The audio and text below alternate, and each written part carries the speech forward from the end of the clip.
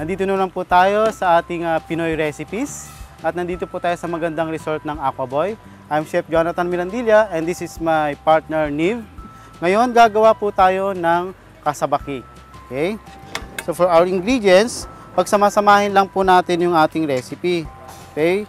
Yung butter po, lusawin po natin yung ating butter. Okay? Lagay lang po natin sa ating mixing bowl. Okay? Add natin yung itlog. Yun.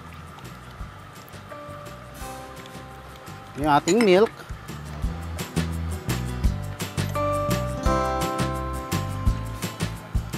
Sugar.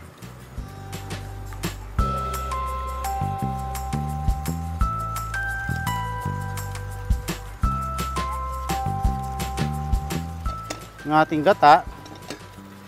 So meron po tayong unang piga at saka yung pangalawang piga. So, lagay lang po natin lahat.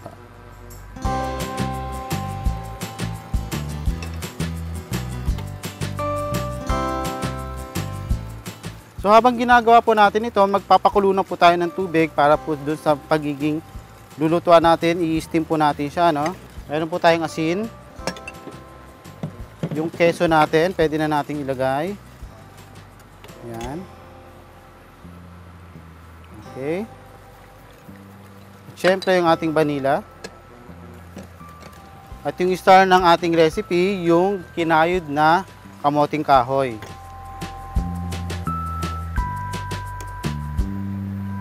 Yun.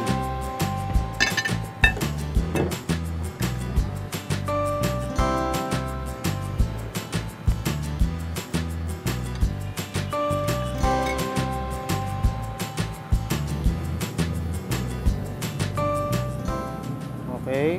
Pagkatapos po nito, ilagay na natin dito sa ating cooking pan.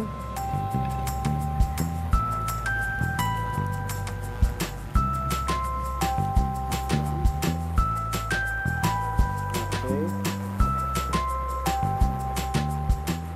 So, steam lang po natin siya ng almost 45 to 50 minutes. So, habang ginagawa po natin yan, pwede po natin gawin yung ating pinaka-toppings po, yung pinakalatik niya. Okay. Cream lang po natin yung ating egg yolk. Yan. Yung condense po natin.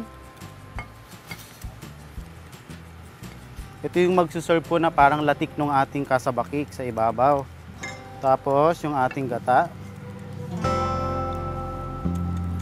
Yan. So itabi lang po natin to, set aside po natin. Pag na-steam na po yung ating kasabakik, ibubuhos lang po natin to sa ibabaw. Then ibabalik po natin siya sa steamer for almost 30 minutes. Kung meron po kayong oven, pwede po natin itong i-bake. Same time din po siya. Pag wala po kayong steamer, okay, na ganito, marami po tayong pwedeng gawin improvise. May mga nabibili pong steamer na ginagamit po sa siopaw, pwede po natin gawin yon. Pag wala po kayong ganun sa bahay, pwede po natin gamitin yung kaldero. Lagyan po natin ng tubig, almost half ng kaldero yung tubig. Okay, lagyan lang po natin ng patungan, then ipatong po natin yung ating cooking pan. Okay? So after this, set aside lang natin. Wait lang natin maluto siya. Then patong lang natin yung ating latik. And budburan po natin ng keso. Yun na po yun.